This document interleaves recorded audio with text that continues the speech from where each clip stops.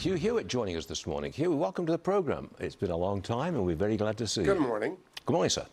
Do we need military action on Iran to get to a viable peace deal? I believe you were 100% correct, Stuart, when you said time to finish the job. I believe it was in England, if we were in the parliament, people would be thumping the table and saying, hear, hear, hear him, hear him. Because I agree with everything you said, except maybe going in to get the uranium. That's not pressing. What is pressing, Iran is bleeding out, but we want them to bleed out more quickly, their leadership. And so the military action, and I think you have anticipated what the Situation Room will be tomorrow. You've read the Situation Room, right? They're going to have a preference, a bias for action that the president has telegraphed. I don't know what it'll be. It could be on many different fronts. It could be Karj Island. It could be the other islands. It could be operations within the country, certainly the IDF involved. But I 100% agree with you. We cannot allow the slow bleed out because the cost of the world is too high. And the president has said that again and again. So I think you nailed it. All right, thanks, Hugh. I want to move on to a different subject. Republican Senator Bill Cassidy just lost his primary election in Louisiana. Senator Lindsey Graham says it's a direct result of Cassidy's criticism of President Trump. Listen to this.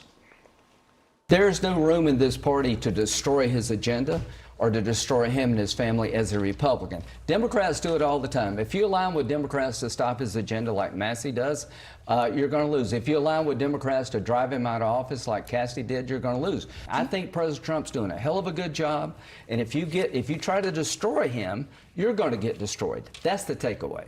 Hugh Hewitt, it sure looks like criticizing President Trump is a losing strategy for Republicans. It is, isn't it? Well, trying to destroy him is. I think Lindsey Graham picked his words very, very carefully there.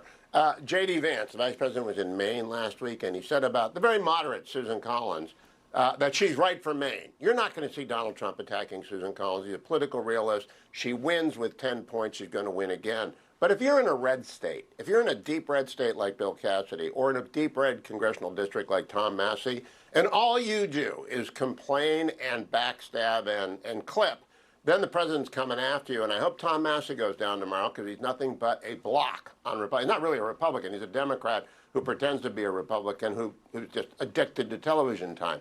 So I think in red states, in an era of maximum partisanship, or in red congressional district, you screw around with the president at your own peril, he will come after you, and it's been that way for 10 years now. So if you get taken out like the Indiana state senators, or Senator Cassidy, or Tom Massie tomorrow, it's your own damn fault.